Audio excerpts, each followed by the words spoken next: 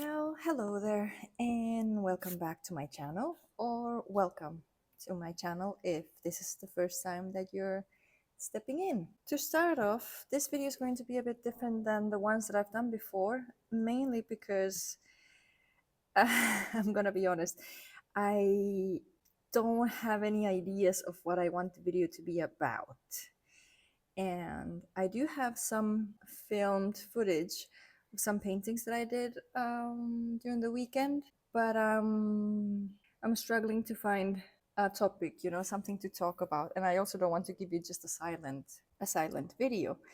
Anyway, what you're seeing here now, this is one of the watercolors that I did this weekend. I'm very happy with it. I really like how it turned out. It wasn't too hard to do either. So I think what I'm going to do is I'm going to attempt to do it again. Of course, it's not going to be exactly the same, but I think I want to do just the elements, like the shadow here, and then this like image that could be a forest with a reflection on the water. Anyway, so let's start. Okay, so what you see here, this is my mixing palette, and these are the colors that I use to make the painting underneath. And this is a mixture of brown Van Dyke, a bit of burnt umber. This is indigo. Somewhere around here there's also Payne's Gray. This is raw sienna. And this one is a mix of purple lake and mauve that I thought I might like to use. I might like to incorporate it, but then in the end I didn't. So I left it there. And I think I'm also going to skip this one for this painting. I think I'm just going to stick with the ones that I used earlier. And I'm just going to re-wet my palette with a spritzer. So this is just water, filtered water, by the way, because the tap water here in my city has a lot of limescale.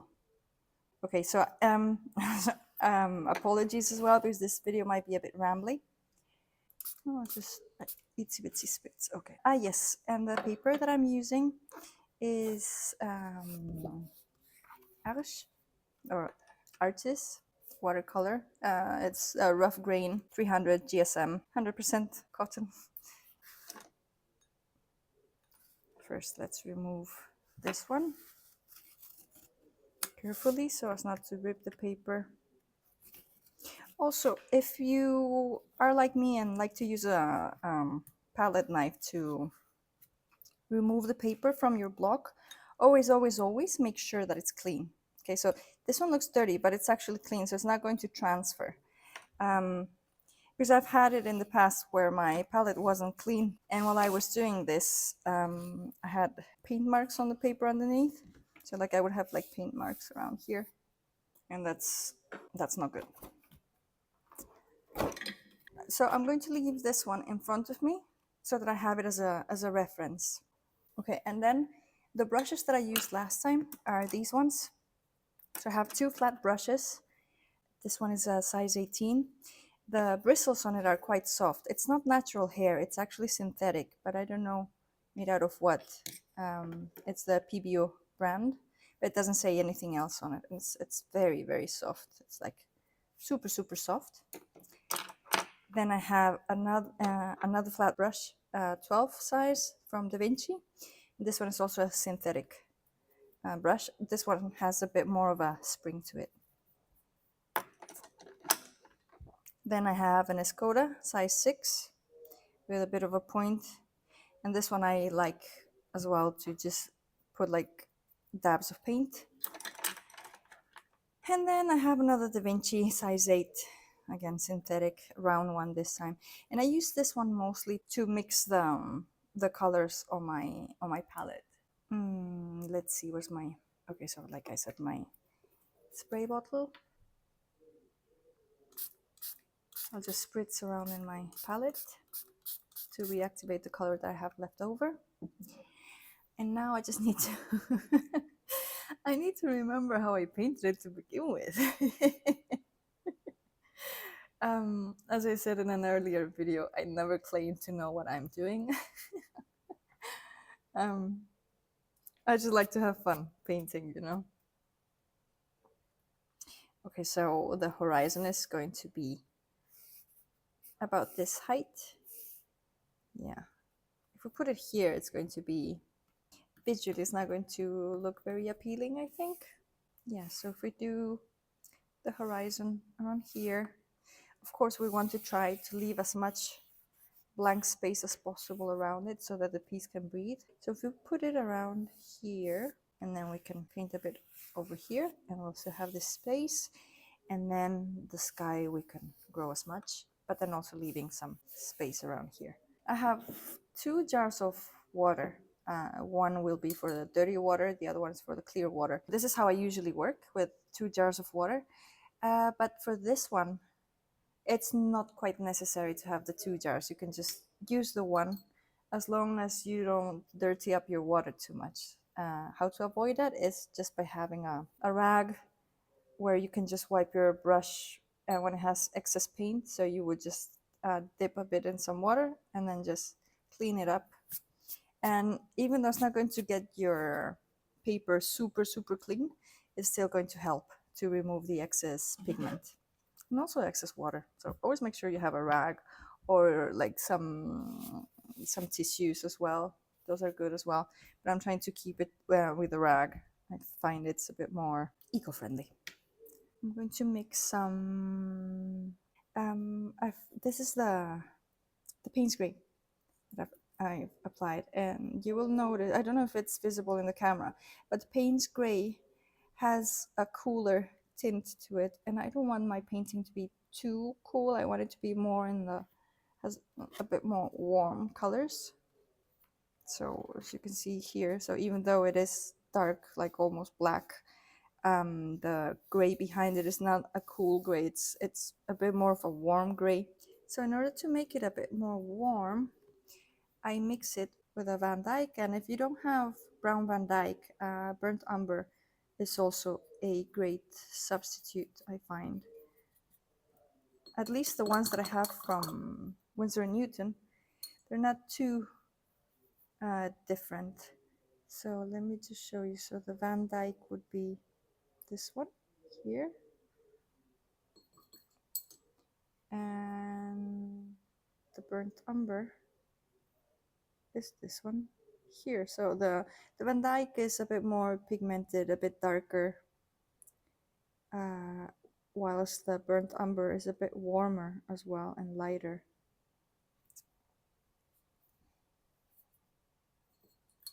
And yes, most of my paints in my palette, they are the Cotman series, so they're not even professional grade, but I find they do the job just as well. There are some of them that are professional level, so to say, and I also have some Schminke in there, and they are also the professional grade that I really love. But for this one, I'm just sticking to the Winsor Newton ones. Okay, let's get back to it. So I have the Payne's Gray here and Van Dyke over here. And as you can see, they've created a warmer type of gray. So as you can see, it's a bit warmer. I hope you can see this. If it was just the Payne's Gray, it would be more like this. So it looks almost black next to it. But mixed with this one, it softens it a bit. That one, it's not going to be too harsh. And I think I'm going to stick with this for now. So this is how we're going to do the base layer. And let me just move everything back to place again. And I hope I don't mess this up. Okay, what I'm doing is, I don't think you can see it. This brush, I am wetting it in the clear water because I want to do the horizon. I need it to be wet so that the color can spread and soften. I can't see the water. I don't have any reflections here, and my lighting is not the best, so okay, I can see the water a bit now. It doesn't have to be soaking wet, you know, but just make sure it's not going to dry up really quickly. Don't wet the whole page, just this part for now. We'll deal with the lower bit later. So just do the top bit, and also don't go all the way to the top. It's like the sky is going to come a bit later. Let's just do this one for now. Okay, I think I'm happy with that. And I can use the same brush that I was using to mix my colors. It's going to allow me to place the paint where I want. I think it's around there. Yeah. Okay, so let's just do like a full line like that. And I have a bit too much color there. So what I'll do now is, I think with the same brush, now I'll just keep applying the paint where I want it to be a bit darker. This one I don't want to be too dark, so I'm just going to remove the excess pigment from my brush and then re-wet it a bit, and now I'm going to just spread the paint on this area. And I'm also leaving a bit of white here so that not everything will be the same tone. And I'll also grow this a bit. I'll come further up, and because the paper is still wet from before, it's not going to leave a stark mark on it. And again, apologies if my words don't make too much sense, but it's not easy painting and talking at the same time, describing what I'm doing. Right, so this one has created really nice shapes, but it's too low. I want them to go a bit higher, so I think I'm just going to have to add a bit more pigment. Yeah, let's do that. Let's add a bit more pigment, and even go here like with the darker bits. There. We'll do the figures later, which now reminds me that I forgot a vital part of this exercise. Okay, I need to fix this now. So I remove the excess pigment again from my brush, and I re-wet it in clean water, and now I'm just going to pull this up a bit, like so. It doesn't need to be perfect. And also, if you mess up, you can always start again.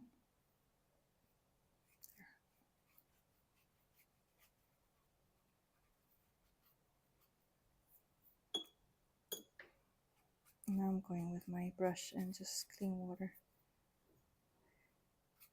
And more clean water.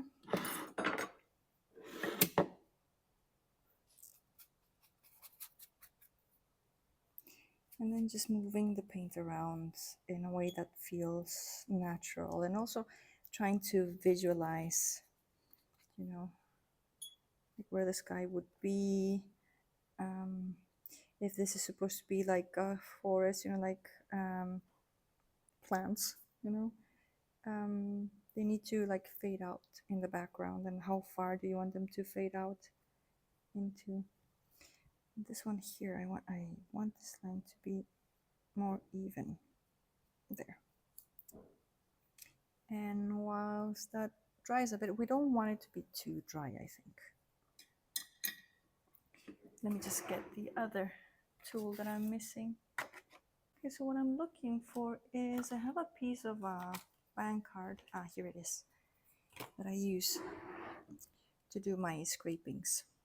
And you can use a full bank card if you want, but I'm just, because I don't want to show any details, you know, I'm using this little piece, which is also quite comfortable, you know, for the scraping.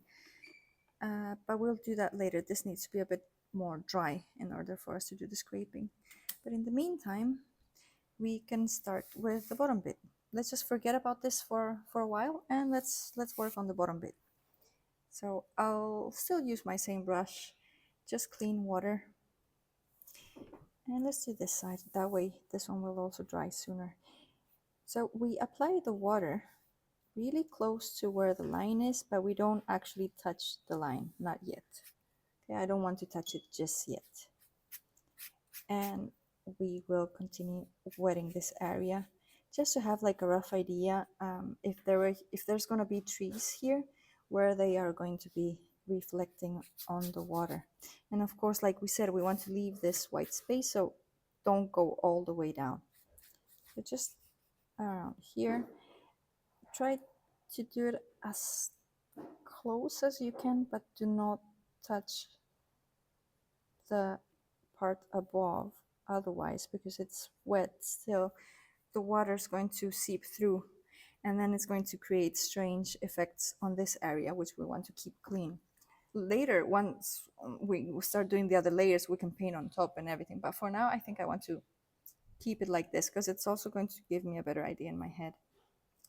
Anyway, I know what I understand myself. Okay, let's grab a bit more Payne's Gray, mix it in, and like I said, this is just Payne's Gray and Brown Van Dyke for now, or Burnt Umber if you choose to. And when I'm applying, I'm not going way at the top bit here, I'm just applying it a little bit further down so as to keep that white line in the middle, and you'll see the paint start spreading. So just grow it a bit, but not too much, because we're going to need some white space there. So I think I like it this way. And what I'm going to do now is I'm going to wipe my brush again, remove the excess pigment, and wet it a bit.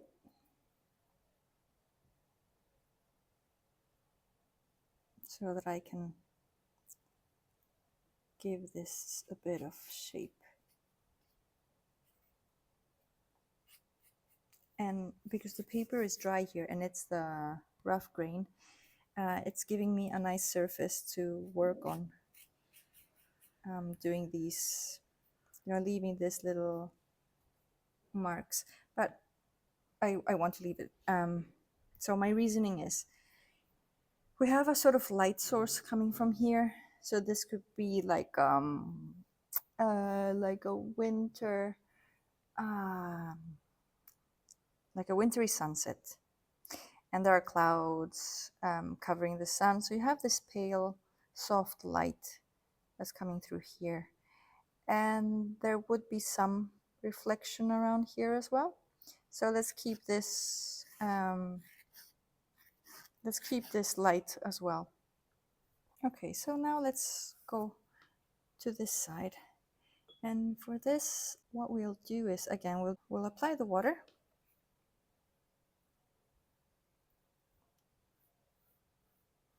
Like we did before, leave this bit, and as you will notice, so I'm leaving a bit of a mark because my brush is not completely clean. That's fine for now. Just want to wet the area a bit, not super wet, just a bit, like so. And even this one went a bit too far here, I think, for my liking. Now clean the brush again, and what I'll do is I will not grab this mix. I will pull some from here. So this is very watered down mix of the same colors, the Brown Van Dyke and Payne's Gray. See, it's not very pigmented, it's looking a bit more gray, and still I find it's a bit too pigmented, I think. So I'm just going to remove the excess of the pigment just by touching this part of the brush, the one that is closer to the ferrule, like that.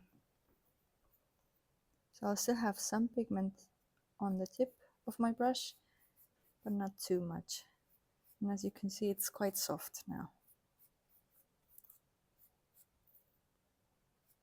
And now remember that this is water, so just try to do some lines as if to emulate water. You know, you don't want a solid piece of color. And also, I don't want to go further down because I want it to be light here. I'll wipe my brush again so that it's also a bit more wet, and I'll grab a bit more of the mixture this time because I know now how much pigment there is. I'm not going to wipe it down. I'm just going to go directly with it and go closer to my horizon line. But I'm not going to paint the overall area. Again, this is just to add some shadows. And in the parts where the paper is dry, you can just do a few strokes. Not too many though, you want it to look natural. Ah yes, and what I've done is I've also wiped my brush again to remove the excess pigment to help me move things around.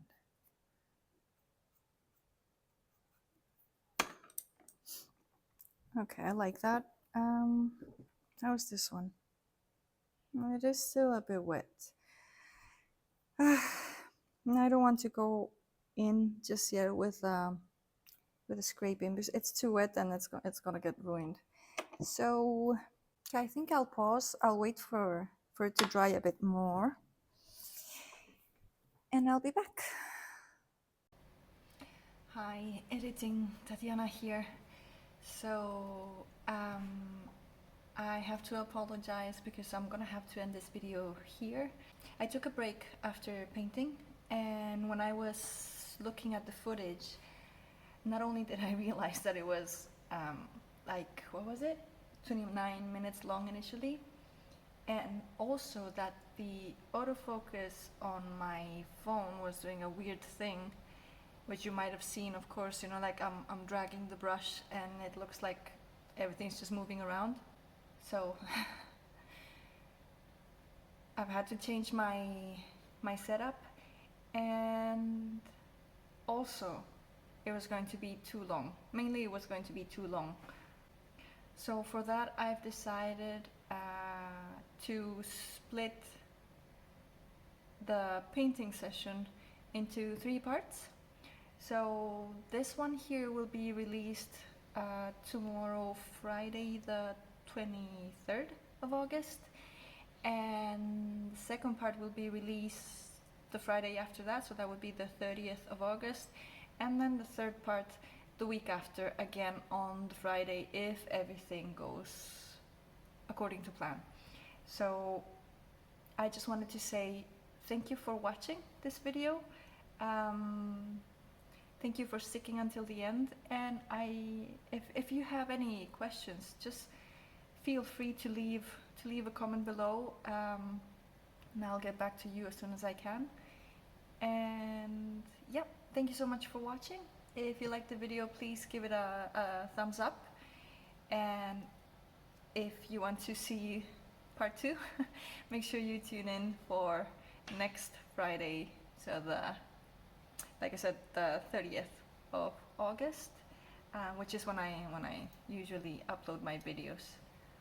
But yeah, I hope you have a great weekend, and I'll see you soon. Bye!